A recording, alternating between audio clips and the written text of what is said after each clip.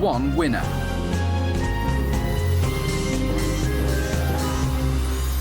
Hello and welcome to the Sorcerer's Apprentice. On today's show, the pupils get to grips with the tools of the magician's trade. And the sorcerer reveals his extraordinary powers. If you like the chick, guys, you're gonna love the chicken.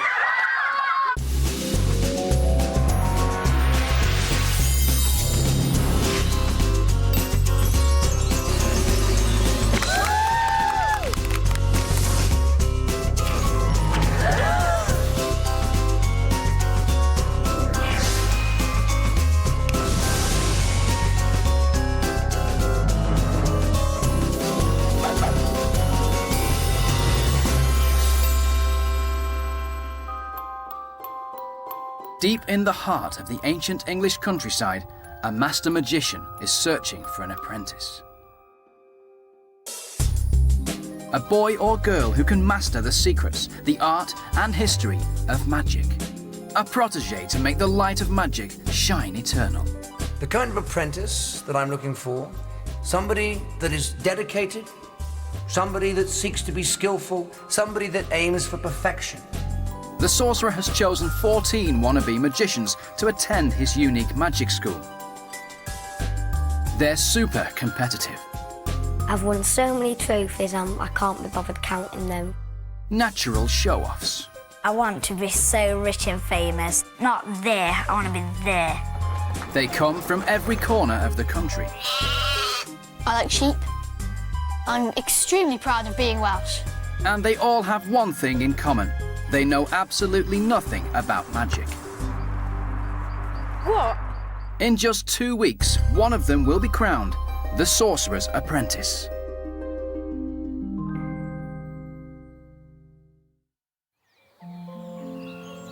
The chosen 14 have been summoned to a secret location. They are all ready to begin the biggest competition of their lives. I've never really done any magic before. I don't know whether I'll be good at it, but I can get a good shot. I'm not here just to play, I'm here to win. For most, this will be the first time they've spent more than a few days away from their families. I probably will be really homesick, but there you go. I think I'm going to miss my mum a bit, but not a lot. Oh, thanks.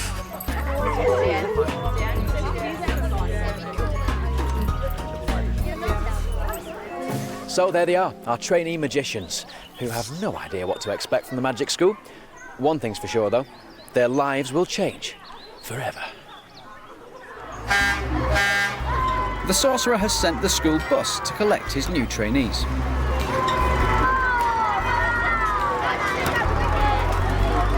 Once they climb aboard, there's no turning back.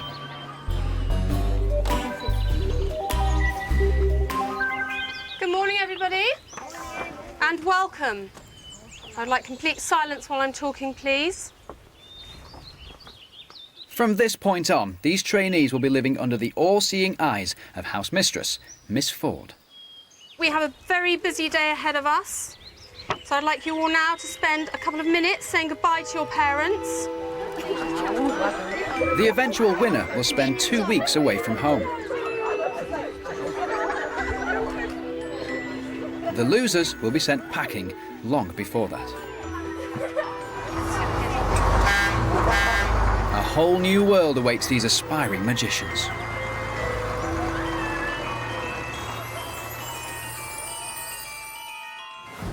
The Sorcerer's Magic School is no holiday camp.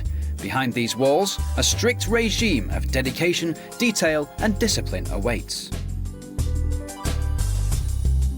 The staff are a hand-picked team of magicians, academics and alchemists.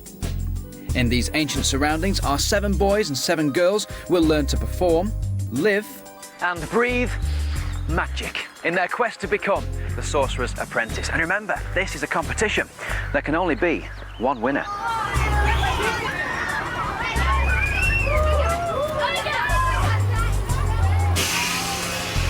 The chosen few have finally made it to magic school. Follow me. Don't forget your bags. Bring everything with you. Oh, God. going. That's it, shuffle in. That way. That way. Time to meet the Sorcerer.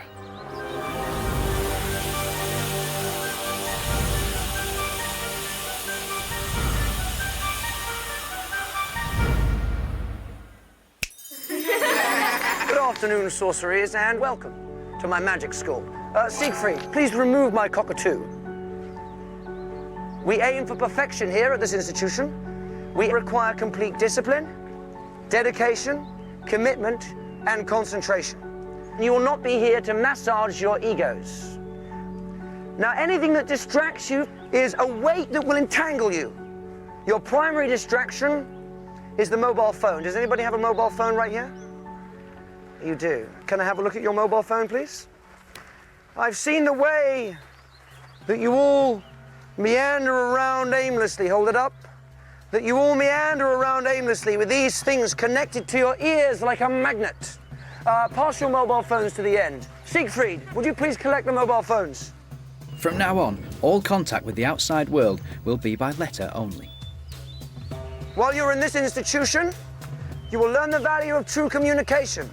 You will not be oblivious to the world that is around you. Splendid. You can trust me. I am the Sorcerer. What these novices don't know is that the Sorcerer is about to trick them with a mischievous practical joke. A lot of people, when they have a mobile phone, never save their numbers in an address book. And you need to be very careful with these things because it's very nice, very pretty. They can malfunction at any time. Good magicians fool their audience into believing that what they see is real, even when it's not. I think we'll handle these. I think we'll just put these... Could you please pass me the larger hammer?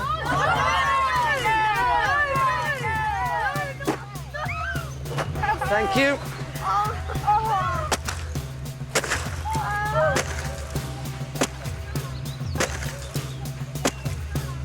Good. That just about handles that. Oh, look at their faces, not happy. How will they cope without their mobile phones? Well, it depends. Who wants to be the Sorcerer's Apprentice? You've got to be dedicated. To complete the effect, the Sorcerer must reveal that their phones are in fact completely undamaged. Don't worry, it's okay. I am the Sorcerer. I'll be giving these back to you at a later date, so it's all right. Now, If you'd like to follow me, we'll go on through into the house. The Sorceries are whisked off for an introduction to the magical boarding school. Okay, drop your bags and just come on over here. And their new magicians' uniforms. Okay, you now need to get out of your clothing and you'll be getting into a uniform. What is it? Oh my gosh!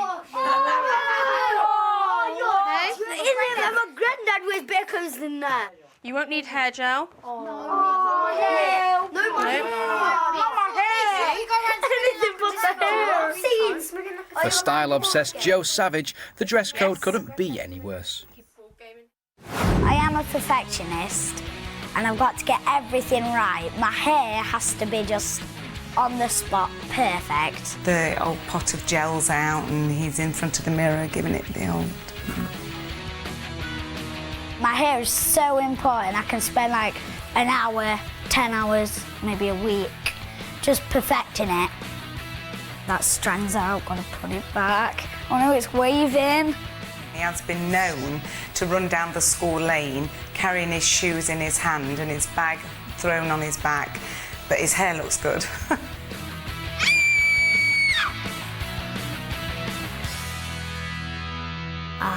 Perfect. But with his look complete, Joe's confidence returns. I can pull it off because I can pull any look off. The other lads aren't so sure. Embarrassed, that's the word. I just feel embarrassed. I like to be in nice clothes, not these kind of rubbish clothes which old people would wear. I wouldn't wear this. Even if I was in the 13th century and this is the fashion, I would not wear it. We got shorts, everyone. For the girls, bad outfits are the least of their worries. Okay, you cannot have any electrical equipment. No iPods, No nanos, or whatever you have. Do hair straighteners count? No, all hair straighteners have got to go. They've got to go in these bags, OK? To be put away. Uniform should be in this cupboard. The strict house rules are designed to test the sorceries. If they can't be disciplined in their appearance, they'll never have the discipline to become magicians. A point that seems to be lost on all of them. I think they're making us wear long socks and these horrible looking shoes. I mean, look at these. The blazers, I think they're a bit not nice. And the little bows on the end of the trousers, oh. I think that they make me look like a pirate. To tutor his young charges in the ways of magic, the sorcerer has selected some of the finest magicians in the country. Mr. Knight will instruct the boys, while the girls are to be tutored by Miss Evans.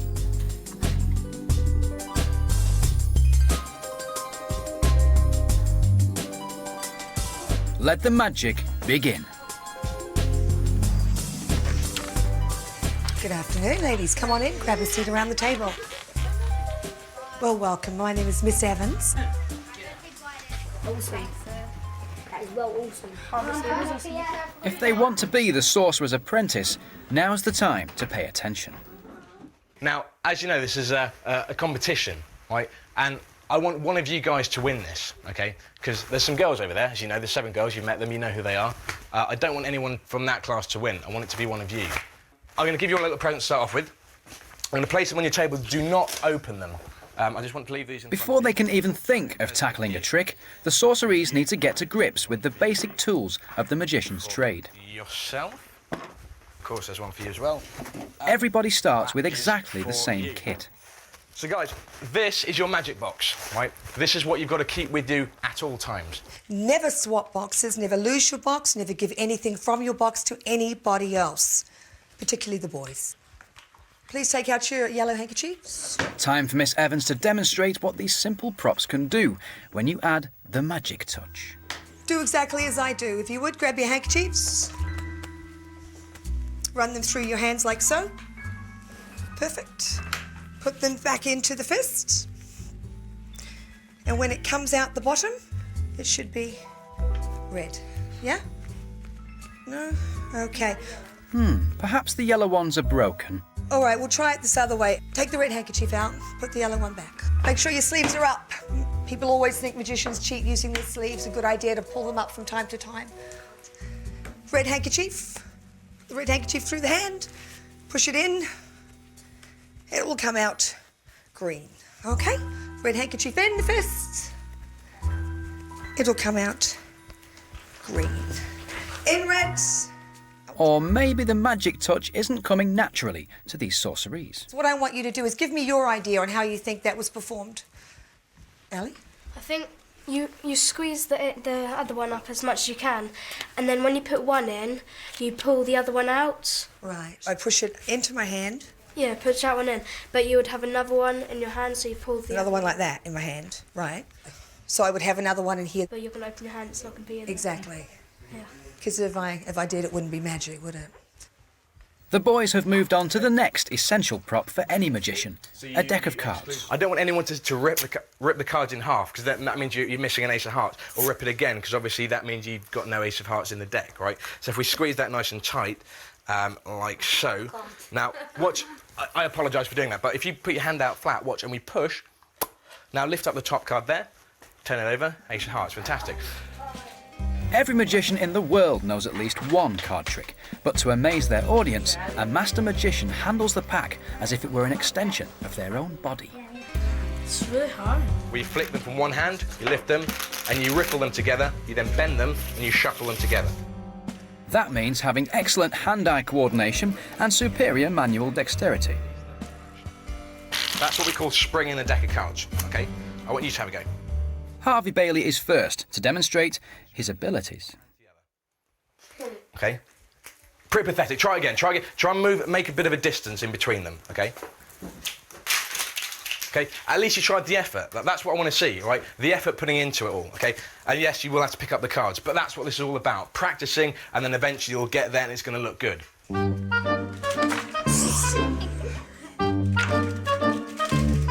10 out of 10 for mess there, Megan. A little more confidence behind that. I would rather see that than no attempt, okay? I'd rather see you try and fail than not try. All right. Okay. Very well done. I'll show you. It's on this board here. The last phase of the lesson is designed to exercise the sorcery's brains and test their dedication and discipline when it comes to learning. We need to know that off by heart. You do, yes, absolutely. Okay. The magic oath sums up the school's moral principles. First line is, I vow to the sorcerer to try my best. I vow to the sorcerer to try my best. To be dedicated and disciplined in all that I do. To be dedicated and disciplined in all that I do. I will respect the art and history of magic. I will respect the art and history of magic. And the secrets I learn will stay secret forever. Okay. Now that some hard graft is required, Harvey Bailey's attention has started to wander. Let's go around the circle. Harvey, stand up. Face everyone else. First line is, go for it.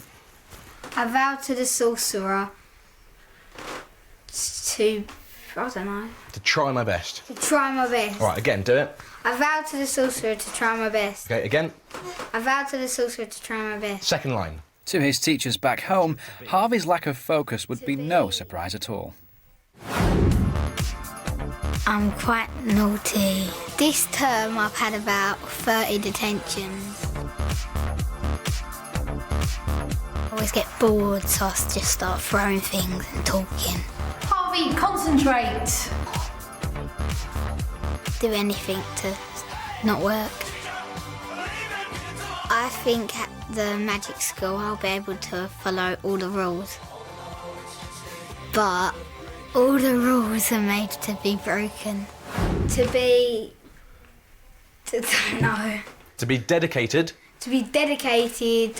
and disciplined in all that I learn. In all that I do. Very good. For those paying attention, as the oath demands, this task should be a breeze, particularly for perfectionist Joe Savage. Joe, okay.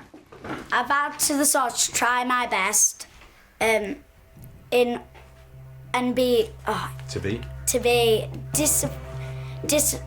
can't say it. I just go blank the second I stand up. All right, start again. All right, repeat after me. Joe is going to have to learn to handle pressure if he wants to win the title. And all the secrets I learn will stay secret forever. So you do know, you just need to bring it out. Okay, it's still in there. Very good. Take a seat, but again, you need to get it From now on, anyone could be called upon at any time to recite the magic oath. They better be ready. My hands were all sweaty and clammy and I was just holding on like thinking, oh, just say the oath, just say the oath, just say it. But I just couldn't bring myself to do it. Thank you. Bye, sir. Thank you. See you tomorrow. It's only the end of the first lesson, but Mr. Knight has already noticed that some of the boys are paying more attention than others. They've got a lot to learn in a very short space of time, so they've got to always be paying attention 100%. Otherwise, you know, the others will know what they're doing and they'll be falling behind. And the more they fall behind, the less they learn. So they've got to think fast and always pay attention. Next door, the girls' concentration was impressive, but their expertise left a little to be desired. I think these girls have quite a mountain to climb. I hopefully can get them up that mountain in the time we have, but there's a few of them. I have my doubts. But whatever their skill level, the girls have certainly caught the magic bug. I'm good. Go you. Art and history of magic and secrets I learned will stay secret forever. Yeah, I did it. Yes, I did it. I feel a little bit inspired, but I don't think I'm ready to perform any magic tricks yet. She would do the hanky trick, then she'd open her other hand, nothing was in it, and we were checking her sleeves and you couldn't see anything. How do you do that? I'm confused. In magic school, break time should be practice time. Some are learning this discipline a little quicker than others. You pushed me. Joker Harvey Bailey is up to his old tricks already. Right, okay. Let's have you off and out of your beds, please. Who is it? Who is it? Harvey, can you come here, please? There was a plant. Can you come here, please? You are wrong. I have actually, from the beginning of the day, right up to this point, had enough of you and your behaviour. Sorry, miss. It's no good saying sorry now and grinning at me. Look at me when I'm talking to you, please. I'm not impressed with your behaviour or your attitude. Stop leaning on there. Stand up straight on 2 feet. Stand still when I am talking. Take the plan. I think you think you're a little bit of a Jack the Lad, Harvey, but you're not. Don't. I suggest you stand near your bed with your shoes on, looking very smart. Can Harvey be tamed? Will Miss Ford succeed where so many other teachers have failed?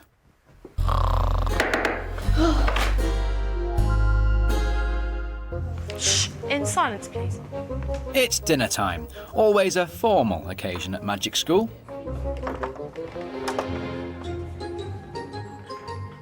Good evening, sorceries.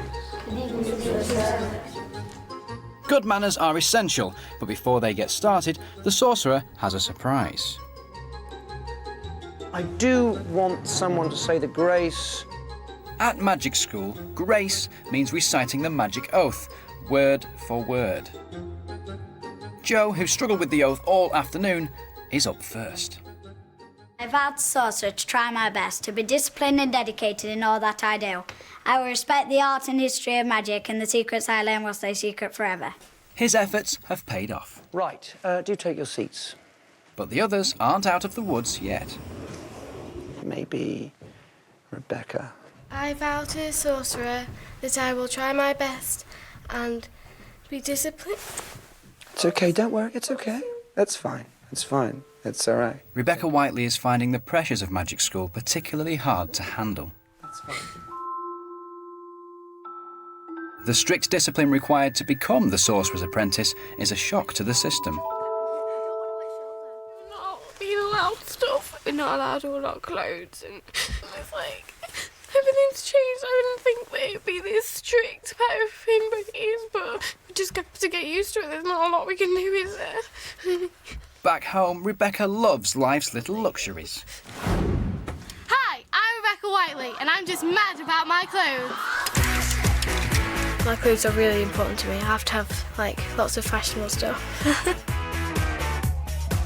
Bit of an obsession, really, I think. The jeans and the T-shirt. I like to make an entrance. It's like people to say, oh, wow, I like that, or I like your hair, or whatever.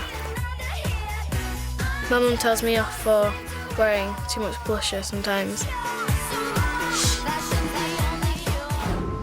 House mistress Miss Ford has a few encouraging words for homesick Rebecca. It's okay to miss your mum, it's okay to miss your dad and your siblings. They miss you as much. I was just a bit homesick and everything was really different. So. Okay, just keep thinking about them. Okay, but if you're happy to keep going through the day and learn some magic, then that's great. And we're happy to have you here.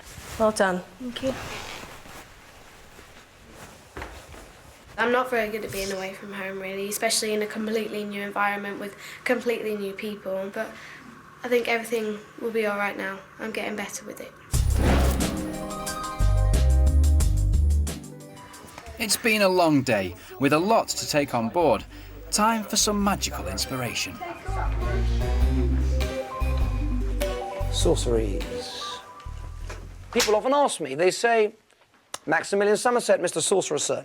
They say, what is the oldest trick in the world? Well, certainly, we know the trick performed by the gully men of Cairo in Egypt, and they'd take 3 cups and 3 pebbles. And since their magicians throughout the world have been performing this trick, they would take 3 cups, they would also take 3 balls.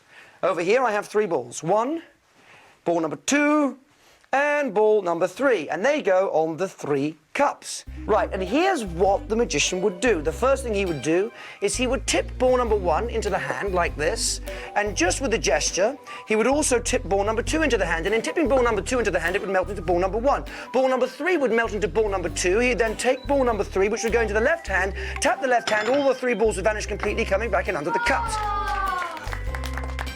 He placed ball number 1 under cup number 1, ball number 2 under cup number 2, and ball number 3 under cup number 3.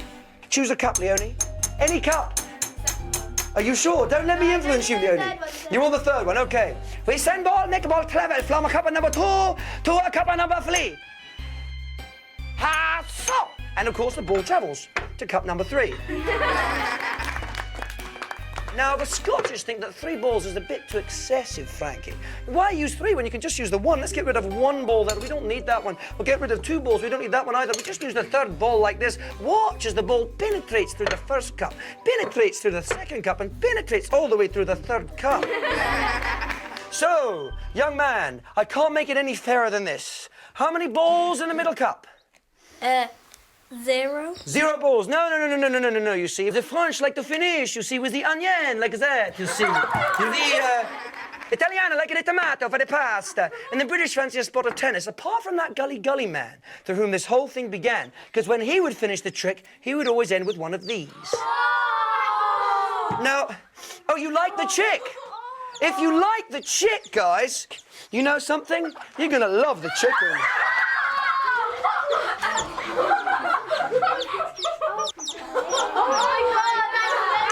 There we are. Sit him on your shoulder, he'll be fine. I have a chicken on my shoulder. The sorcerer has worked his magic and inspired his sorceries. Oh, it was amazing. I don't know how he did any of the tricks. It's obvious that it's not magic, because, like, I don't think there's such thing as magic. But it's good, like, to sleight of hand and all that. I don't think it was magic. That was, like, one of the best performances I've ever seen. You need to hang up all your clothes on a hanger, please. Miss Ford runs a tight ship, and bedtime is non-negotiable. So their first day as trainee magicians draws to a close. I think it's fair to say there are 14 very shell-shocked boys and girls in that magic school behind me. I hope they get some sleep tonight. They're gonna need it, because tomorrow the competition starts in earnest. I think I'm going to enjoy this. It's fantastic. Everyone's really good. It's been really exciting and a bit nerve-wracking and exhausting. I just yeah. Even Harvey's now keen to impress the sorcerer. I want to be like him, and I think if I was more determined to listen and stop being so silly, then I'd maybe be able to do that in the 2 weeks.